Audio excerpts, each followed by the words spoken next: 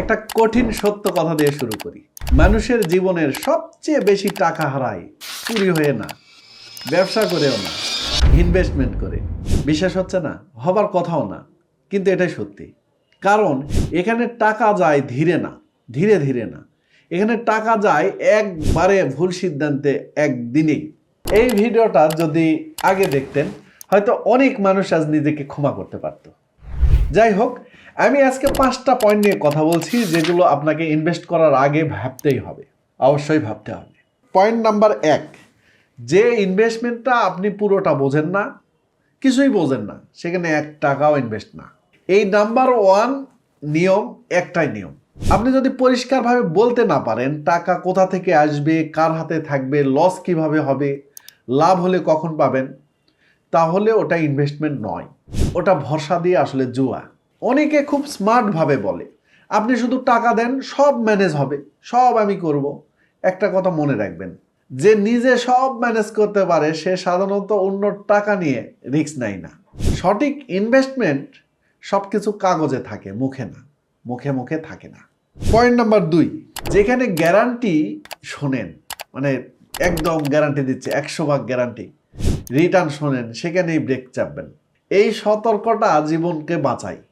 যে আপনাকে বলে মাসে 8-10% ফিক্সড, লস নাই, রিস্ক একদম জিরো, সে আপনাকে সুযোগ দিচ্ছে না, সে আপনাকে লোভে ফেলেছে।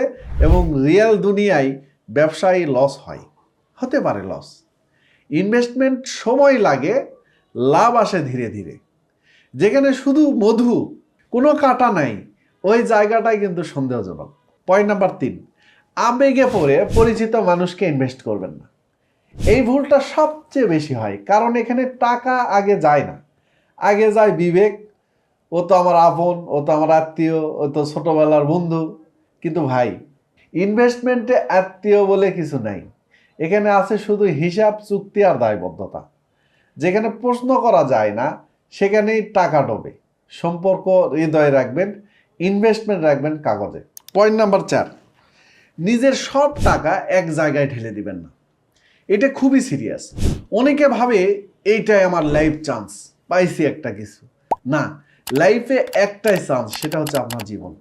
একটা ইনভেস্টমেন্টে যদি সব সেভিং, সব ক্যাপিটাল, সব আশা ঢেলে দেন, তাহলে আপনি ইনভেস্টমেন্ট করেন না, আপনি অল ইন ওয়ান খেলেন। স্মার্ট ইনভেস্টর ভাগ করে টাকা ঢালে, হাতে ক্যাশ রাখে, ভুল করার জায়গা রাখে। ইনভেস্টমেন্ট মানে বাঁচার রাস্তা বন্ধ করা না, ইনভেস্টমেন্ট মানে হচ্ছে ঝুঁকি ম্যানেজ করা। পয়েন্ট নাম্বার 5, একা বসে কখনো ইনভেস্টমেন্টের সিদ্ধান্ত নেবেন না। এটা খুবই গুরুত্বপূর্ণ। ইসলামে ওটা আছে মাশওয়ারা, বা আলোচনা করা, পরামর্শ করা। আপনি যখন খুব এক্সাইটেড, খুব লোভে পড়েছেন বা খুব ভয় পেয়েছেন, তখন আপনার মাথা আপনার হয়ে কাজ করে না। এই অবস্থায় সিদ্ধান্ত নিলে 90% ভুল সিদ্ধান্ত আসতে পারে। আবার এমনও হয় যে যার সাথে আলোচনা করছেন তার কথাও ভালো লাগছে না, সে না করলে আপনার মেজাজ গরম হয়ে যাচ্ছে। আমার মনে হয় পরামর্শের শক্তি আসে, পরামর্শের মাধ্যমে যে সিদ্ধান্তটা আসে সেটা মেনে নেওয়া উচিত। একটা ভালো ইনভেস্টমেন্ট অ্যাজ না করলে কেন করা যাবে? যেটা অ্যাজ না করলে চিরতরে শেষ হয়ে যাবে, সেটা সাধারণত ভুলই হয়। একটা বাস্তব উদাহরণ দিই।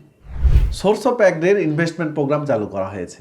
এর কাউকে বলা হয়নি, গ্যারান্টি দেওয়া হয়নি, পরিষ্কারভাবে বলা হয়েছে টাকা কোথায় লাগবে, কিভাবে কাজ করবে, রিস্ক কতটুকু, লাভ আসলে কতটুকু সময় লাগবে। এইটাই আসলে সুস্থ ইনভেস্টমেন্টের একটা সাইন। যেখানে প্রশ্ন করতে দেওয়া হয়, হিসাব লুকানো হয় না। আসলে এটাই হচ্ছে প্রকৃত ইনভেস্টমেন্ট। সোর্স অফ অ্যাগ্রের ইনভেস্টমেন্ট প্রোগ্রাম সম্পর্কে বিস্তারিত জানতে স্ক্রিনে দেখানো নাম্বারে ফোন দিয়ে আপনারা কথা বলতে পারেন, বিস্তারিত জানতে পারেন। যাই হোক, শেষে একটা কথা মনে রাখবেন, ইনভেস্টমেন্ট খারাপ কিছু না, ভুল ইনভেস্টমেন্ট খারাপ। আপনি যদি না বুঝে ঢোকেন, লোভে পড়ে যান, আবেগকে সিদ্ধান্ত নিতে দেন, আপনার আবেগ সিদ্ধান্ত নিচ্ছে, তাহলে কিন্তু টাকা যাবে।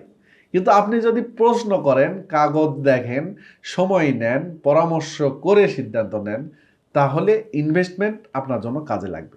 একটা টাকা ঢালার আগে একটা প্রশ্ন করবেন, আপনি কি সত্যি বুঝে ঢুকছেন নাকি শুধু বিশ্বাস করছেন?